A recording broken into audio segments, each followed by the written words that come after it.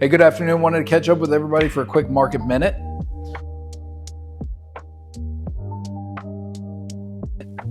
If you missed our last conference call, we went through some of the stuff that's happening. Over the past couple of weeks, we've seen a lot of volatility in the market. The market's been up, it's been down, primarily down to the downside.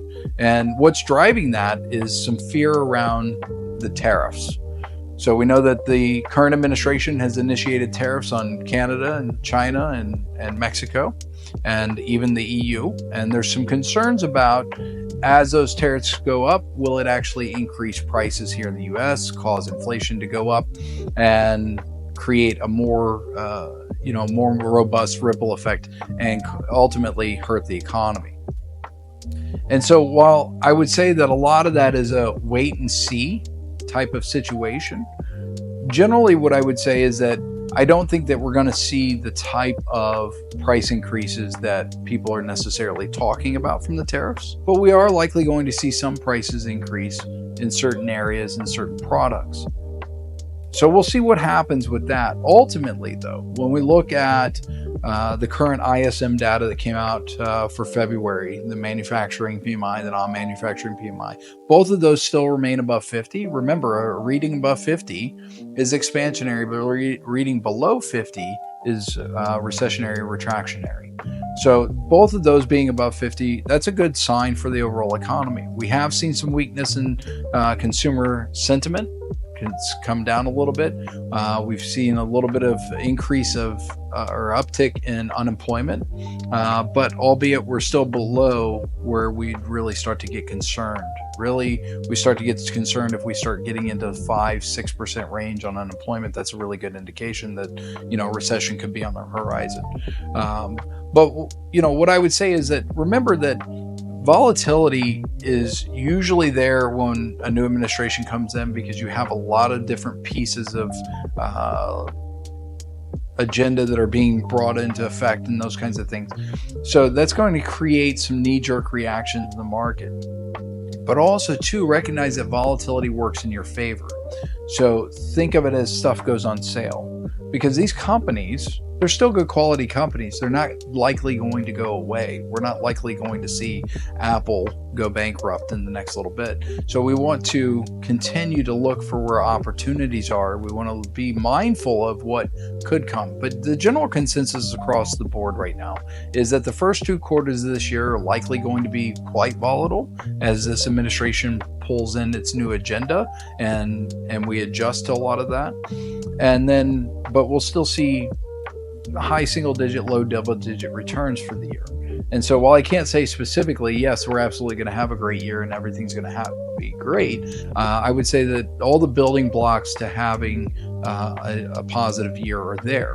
And when we look at what drives our market, what drives our economy, there's some really good things out there. We've had a lot of money pledged to the U.S.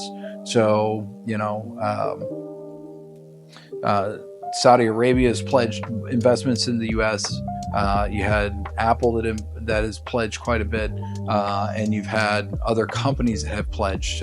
Most recently, Taiwan Semiconductors pledged $100 billion in U.S. investments. So over the next couple of years, we've already got over 1.2 trillion or so pledged investments into the US, and that's a good sign.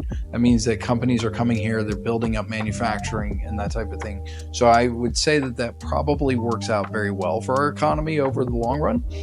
But in the interim, we are going to have those really sharp up and downs right now. It's just the nature of this administration rolling out their agenda. So there are going to be some opportunities. There's also going to be some things that we will need to readjust moving forward. But I do remain pretty positive in my outlook. Also, too, The Fed has already indicated that while they're holding rates steady right now, they do still plan to cut rates another 2 times this year. And so when we back out to last year when they first started cutting rates, if you recall, I said that our expectation was to see about 1.5% decrease in rates. I still think that that's likely going to continue. And I don't think that we're starting to see some softening in inflation. So the current inflation data has been very promising as well. So while there's some concerns around certain areas, the LEI, leading economic indicator and stuff, would suggest that there's some headwinds on us right now. And I would tend to agree with that. I still think that there's a lot of positives to this market. I still think there's a lot of technology that is being rolled out that is ultimately going to continue to move the market higher over the long term. So we'll keep an eye on those things. We'll make adjustments as necessary. And I know it doesn't feel good whenever we're going up and down like this. And we've kind of gotten lulled into this, a little bit of peace over the past couple of years because we really haven't had a strong pullback.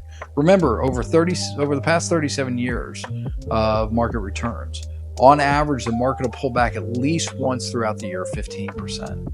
Now, we have no way of knowing when that's going to happen, but what we do want to do is look at those time periods as an opportunity to inject capital in, maybe rebalance our portfolios and so on and so forth so that we can capitalize on the upside swings. So we'll continue to watch everything. We'll continue to see where we're headed. We'll continue to keep you informed. And in the meantime, if you have questions about your accounts, you have concerns, you just want some clarification on something, please reach out to us. We're here to help you. We appreciate your trust in us, and we'll talk to you guys soon. Have a great day.